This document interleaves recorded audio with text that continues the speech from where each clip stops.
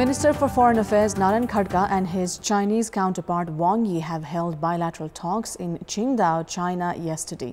The two foreign ministers took stock of overall aspects of Nepal-China relations and agreed to promote further cooperation in various sectors including trade, connectivity, investment, health, tourism, poverty alleviation, among others. Good morning, I'm Sapsanamma and these are the headlines of the hour. China pledges to provide Nepal over 15 billion rupees, commits to provide grant for the feasibility study of Kathmandu-Kering Railway. Foreign Minister Naran Khadka wrapping up his China visit today. Government remains indifferent towards national flag carrier Nepal Airlines despite its losses reaching 48 billion rupees. 5 aircrafts grounded since 2 years. Former U.S. President Donald Trump refuses to answer questions as part of a New York State investigations into his family's business practices.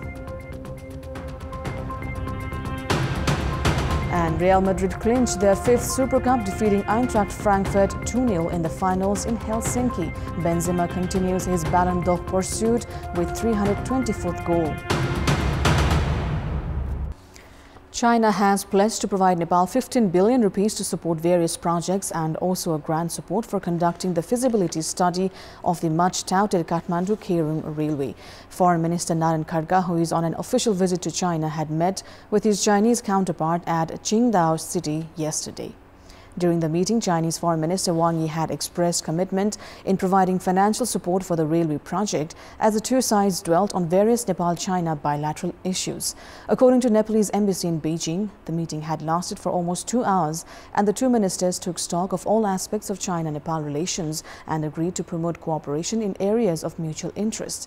Based on the agreement between the two sides, China is to provide Nepal financial support of over 5,130 million rupees in 2022.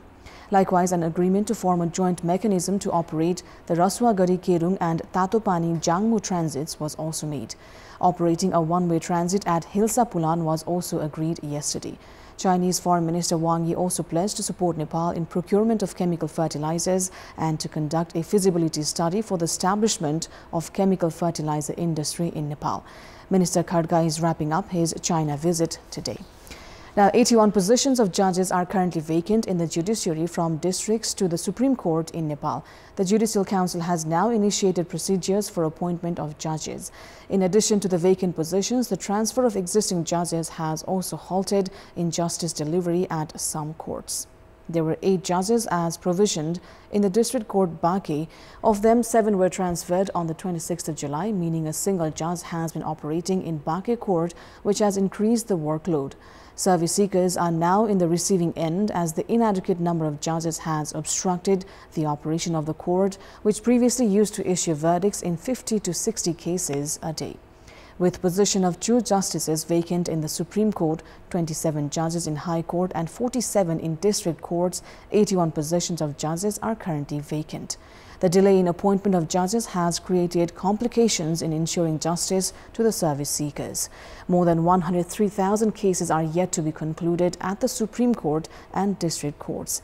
Therefore, it is imperative to form a sound long-term plan and ensure its effective implementation for enhancing the capabilities of the judicial sector.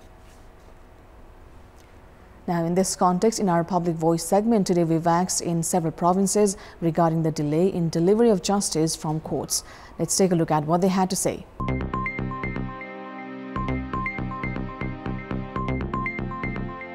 पैसाले गर्दा न्याय चाहिँ ढिलो र महँगो भइरहेछ नेताको इशारामा चल्ने न्याय प्रशासन कस्तो होला त कर्मचारी जीवहरू हुनुहुन्छ उहाँहरूले आफ्नो कर्तव्य निर्वाह अलि राम्रो नगरेको माथिल्लो तहको नेताहरू छ त्यसबाट पनि यहाँ प्रेसर केही आउने कर्मचारीको सरुवा पनि भइरहने राजनीतिसँग जोडिएका विभिन्न अधिवक्ताहरू पनि यो न्यायाधीशहरूमा चाहिँ नियुक्ति हुने राजनीतिक हस्तक्षेप भयो पहुँचवालाहरूले को मुद्दाहरू भयो भने अलि छिटो सकिने पीडक पक्षहरूले चाहिँ छिटै न्याय पाउने अथवा उनीहरू चाहिँ राजनीतिक हस्तक्षेपको कारणले गर्दाखेरि छुट्ने र पीडित अझ पीडामा पर्ने गरेको छ जनशक्तिको अभाव राजनीतिक हस्तक्षेप बन्द हुन पर्यो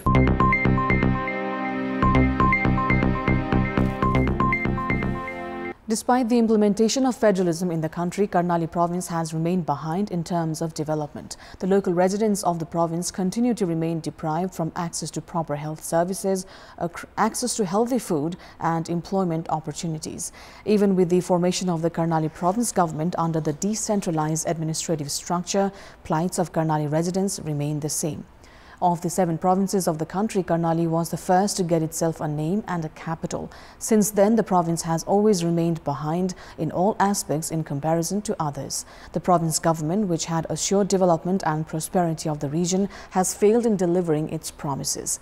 Lapses in collaboration among the 3 tiers of the government saw the projects of the province stranded or inefficiently operated. With the support of CPN UML, CPN Maoist Centre's Mahendra Bahadur Shahi led the first Karnali government on the 16th of February 2018. Shahi had to face the no-confidence motion from other parties of the alliance back then, along with the then opposition Nepali Congress. While the no-confidence motion was a failure, change in political equation saw Maoist Centre hand over the province government leadership to Nepali Congress 3 years and 8 months later. Juan Bahadur Shahi is the current Chief Minister of the province.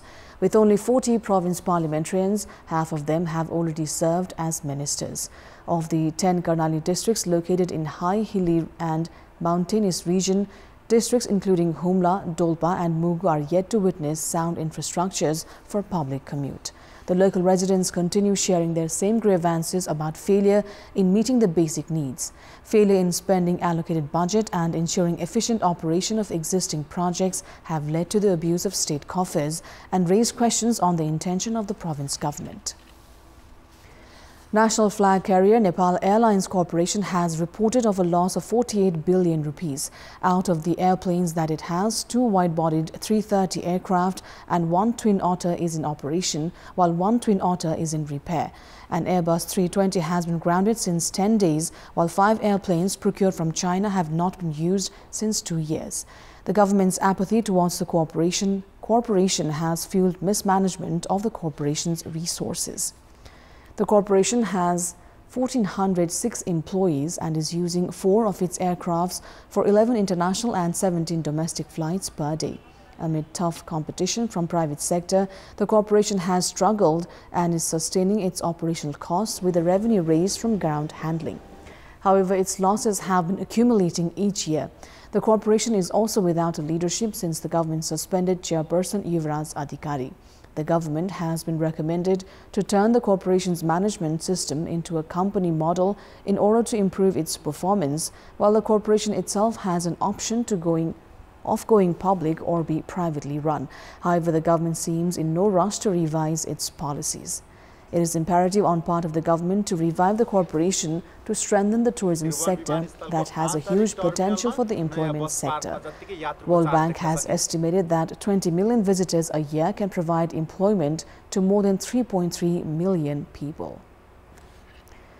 Now, commercial banks have been successful in increasing revenue amidst liquidity crunch, having increased their profits by 20% in the fiscal year before the recent financial year.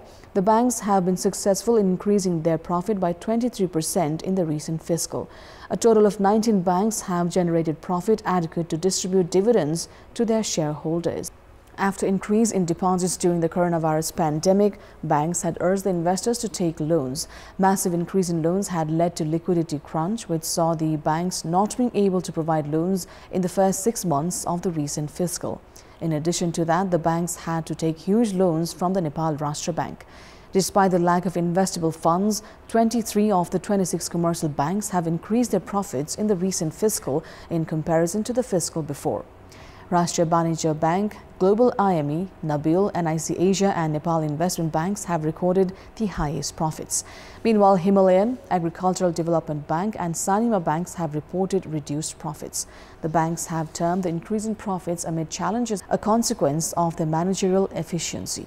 The increase in profit of banks has been attributed to the failure in increase in the rate for deposits in relative comparison to the base rate. Another reason for such an increase in a profit is smart investment of loan taken from Nepal Rashtra Bank. Having received loans from the central bank at 7%, banks invested in treasury bills that provided a return of 10 to 11%. In addition to increasing their profits, 19 banks have now adequate profit for distribution of dividends. Such profitability of banks is a good news for the shareholders. However, analysts are of the opinion that challenges in providing loans for investors and increasing profits through smart investments of loans taken from the central bank cannot be the reasons for the banks to be proud of. Nepal Electricity Authority has said its profits went up by 164% in the last fiscal to 16,090 million rupees as domestic consumptions increased by 27%. In the Nepalese fiscal year 2077-78, NEA had made a profit of 6,100 million rupees.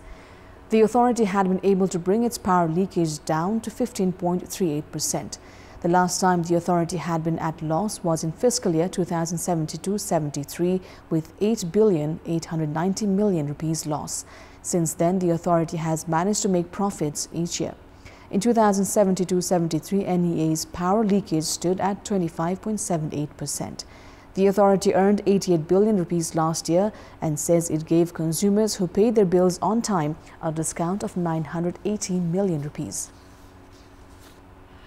It's time now for our segment Public Pulse, where you text us with your opinion. The question is, why has Kathmandu Valley's waste management remained a perennial issue?